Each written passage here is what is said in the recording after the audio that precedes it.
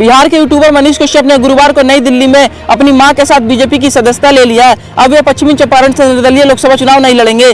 BJP सांसद मनोज तिवारी की मौजूदगी में उन्होंने पार्टी की सदस्यता ग्रहण की है। मनोज तिवारी बुधवार को बिहार दौरे पर आए। इसी दौरान पटना से वे मनीष कश्यप को अपने साथ दिल्ली ले आए। यूट्यूबर को बीजेपी में शामिल कराने में तिवारी की प्रमुख भूमिका है। वह बात खुद मनीष कश्यप ने मीडिया से बताई है। बीजेपी की सदस्यता ग्रहण करने के बाद मीडिया से बातचीत में मनीष कश्यप ने कहा कि वह कभी भाजपा के खिलाफ नहीं थे। उन्होंने आरजेडी सुप्रीमो लालू प्रसाद यादव के परिवार को बिहार की सबसे भ्रष्ट फैमिली बताया। उन्होंने कहा कि उनकी लड़ाई लालू परिवार के खिलाफ थी, है और आगे भी रहेगी। मनीष ने आरोप लगाया कि तेजस्वी यादव जब सत्ता में थे तब उन्हें जेल में डलवा दिया गया था, तब उनकी मां संघर्ष कर रही थी।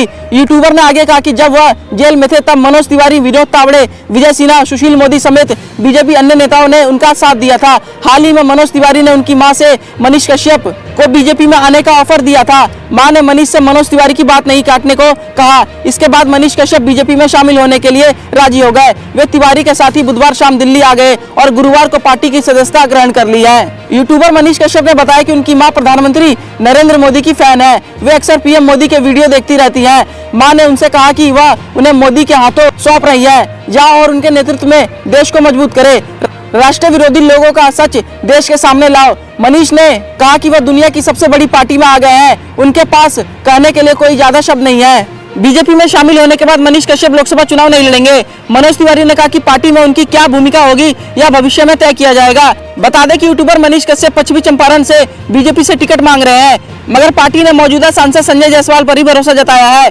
इसके बाद मनीष कश्यप ने निर्दलीय ही इस सीट से चुनाव लड़ने का ऐलान कर दिया था और क्षेत्र में प्रचार में भी जुट गए थे। अब बीजेपी ने उन्हें मनाकर अपने पाले में कर दिया है। इसका फायदा पश्चिमी चंपारण में पार्टी को मिलेगा। इस खबर पर क्या है आपकी राय, हमारे कमेंट बॉक्स में जरूर लिखिएगा और देश दुनिया की तमाम खबरों को सबसे पहले जानने के लिए हमारे यूट्यूब चैनल सिटीजन तक को सब्सक्राइब करें और बेल आइकन बटन को प्रेस करना बिल्कुल ना भूलें। धन्यवाद।